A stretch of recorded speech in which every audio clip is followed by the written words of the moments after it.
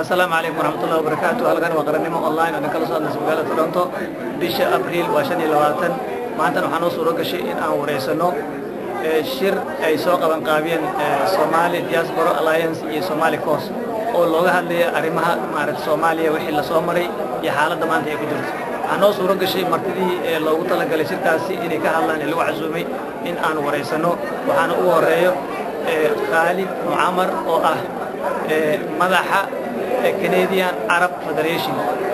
Brother Khalid, thanks for your time. Okay, when you are speaking about Somalia, there's a question I think from your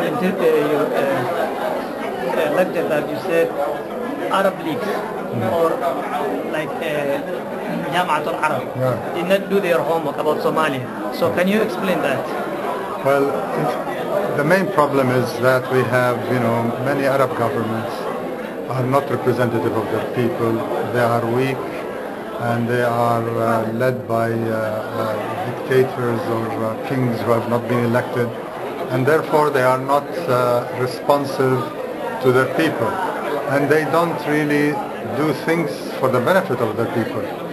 So this is why you see now what's happening in Somalia. What happened in Somalia shouldn't have happened.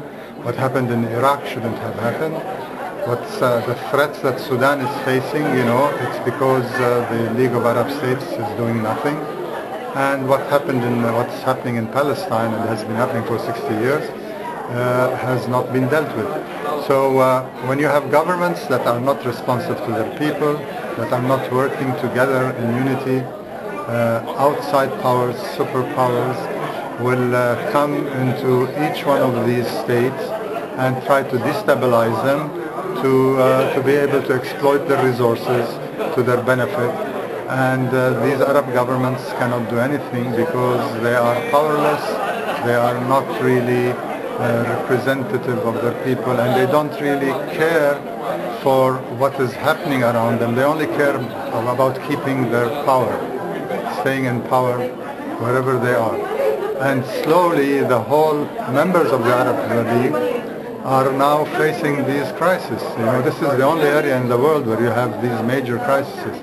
Sudan, Iraq, Somalia, Palestine, and Lebanon at one time was under the threat of also intervention by foreign powers, but the Lebanese were able to avoid that. So this is a lesson that we need to have democratically elected governments. We also need unity amongst these governments. The League of Arab States is not just a place where they meet once a year and come up with big pronouncements and then do nothing. That's the reality of the League of Arab States. So how do you see Somalia? As you know, now today they have a new government. It's in a process to deal all those problems. So what do you think about this government? Well, I'm happy to see that this government came through a mediation effort, and it has encompassed all the groups. It appears to have the support of the majority of the Somali population, and hopefully if it is left without foreign intervention again, specifically Ethiopia and the United States, that it would be able to keep the country united and start to developing the country and protect, safeguard Somalia, not only from Ethiopia but also from foreign shipping, which is intervening into Somali waters and dumping toxins and using all the fishes from that area. So hopefully the members of the League of the Arab States would support this government and not cooperate with governments which are trying to undermine it, like they did in the past. Yemen was cooperating with Ethiopia against Somalia. Now it's time for the members, for all the members of the League of Arab States to stand in solidarity with this government and support this reconciliation and unity amongst the Somali. Okay, thank you very much, Khalid Muammar.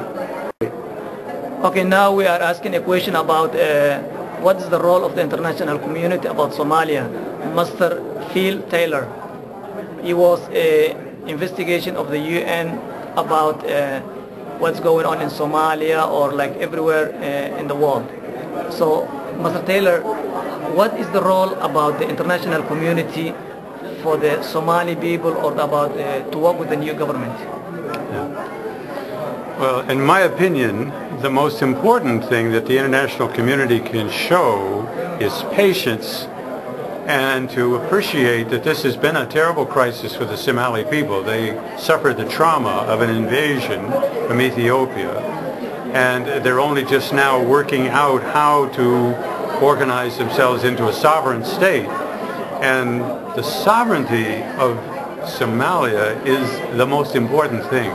And too much meddling and interference from great powers will only harm matters. There's got to be patience, and they should not try to impose a government or a particular value system.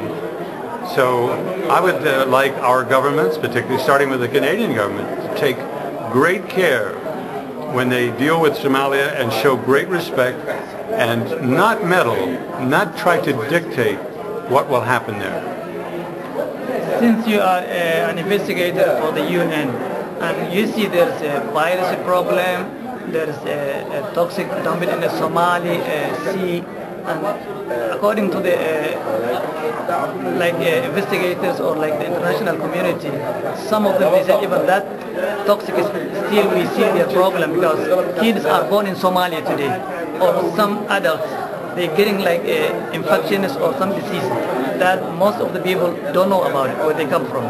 So how do you see that? The international community is only worried about the virus, but what is the problem of the toxic? What's the problem about fishing for the Somali resources? I think that's a very good point, because I think what we're talking about again is the same issue of sovereignty.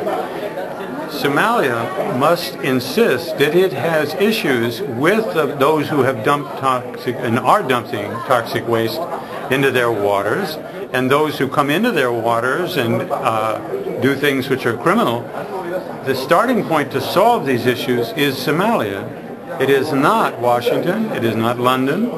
And Somalia has many issues with, for example, Ethiopia. I think that the resolution of them will come about as a result of Somalia presenting its own case clearly in front of the international community and saying this happened to us. We were invaded, this much damage was done, and we would like to see it corrected. And we assume the international community will agree with us. Thank you very much, Mr. Taylor. Okay, now we are asking a question. A young lady, her name is Iman Salah, and she's a student at the university, and she takes a public policy. And she have a speech on very, very wonderful speech tonight to the audience. Okay, Iman, thanks for your time. Okay, how can you relate it, the colony and what's going on in Somalia? The colonization, or say that way. Well, colonization was basically to divide and conquer. Somalia was separated from France, colonizing one section, Britain colonizing one section, Portugal colonizing one section, and Italy colonizing one section. The way that we were divided up, originally as Somalian people were nomadic people, we traveled. All of a sudden we've been divided into these territories, and we claimed these territories, and we had a division with each other. And now that we have centuries passing by and getting rid of the colonists, we have in our psyche to be divided. Therefore, it's very difficult for us to unite together and create a political system that engages everybody on an equal spectrum. Right now, we don't have that. We have things like the 4.5 system and, still cultural interferences with our politics. And I was just highlighting that we need to have a secular from tribe and politics, and we should have religion and politics together, but not tribe and politics. That was the gist of my article. Thank you for your time.